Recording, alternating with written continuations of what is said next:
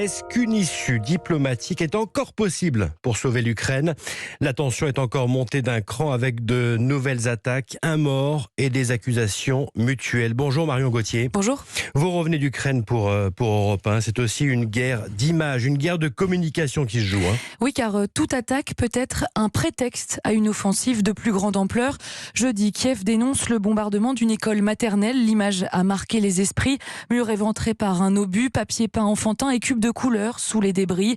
Les territoires pro-russes répliquent presque aussitôt. Ils assurent avoir déjoué une attaque chimique et désignent des terroristes ukrainiens. Marion, tout se joue ces derniers jours dans le Donbass. La région, on le sait, est coupée en deux depuis 8 ans par une ligne de front entre l'armée ukrainienne et deux républiques pro-russes autoproclamées. Oui, les républiques de Donetsk et Lugansk, soutenues par Moscou. Leurs deux dirigeants annonçaient hier l'évacuation de centaines de milliers de civils vers la Russie. Seulement, bon nombre d'experts s'accordent à dire que ces vidéos ont été enregistrées mercredi, donc avant le début des bombardements. Le chef de la République autoproclamée de Donetsk poursuit pourtant ce matin et proclame pour la première fois en 8 ans de guerre la mobilisation générale. Nous sommes prêts à nous battre et nous arriverons à maintenir l'agression de Kiev. Aujourd'hui, je signe la mobilisation générale et je demande à vous tous de vous présenter au commissariat. Grâce à cela, nous protégerons le Donbass et tous les habitants russes. Des déclarations qui installent un climat de peur dans une région pourtant rompue au combat et aux tirs d'artillerie. Des informations, clame le ministre des Affaires étrangères ukrainien sur Twitter, qui nie toute intention belliqueuse et dit poursuivre les efforts diplomatiques. Pour éviter le pire, souligne l'Elysée, le président français Emmanuel Macron doit s'entretenir demain avec Vladimir Poutine. Explication de Marion Gauthier. Merci Marion. On va plus loin encore avec vous, Cyril Brett. Bonjour. Bonjour. Vous êtes enseignant à Sciences Po, géopoliticien. Qui croire ce midi? L'armée ukrainienne et les séparatistes pro-russes s'accusent mutuellement de violation du cessez-le-feu. C'est réel. Que cherche finalement Poutine? Oui, chacun des protagonistes essaye de pousser l'autre à la faute pour ne pas endosser la responsabilité de combat.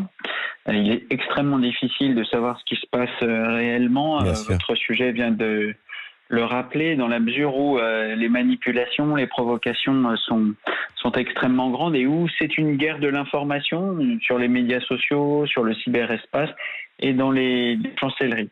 Alors, que veut Vladimir Poutine? Ce qu'il veut depuis 2014, c'est-à-dire empêcher l'Ukraine d'avoir une politique étrangère autonome, la déstabiliser, la décrédibiliser et pour cela l'affaiblir durablement. Cyril Brett, il y a encore un espoir diplomatique américain, européen et le chef de l'OTAN sont en ce moment à Munich aujourd'hui. Que peut-on attendre de cette conférence annuelle sur la sécurité?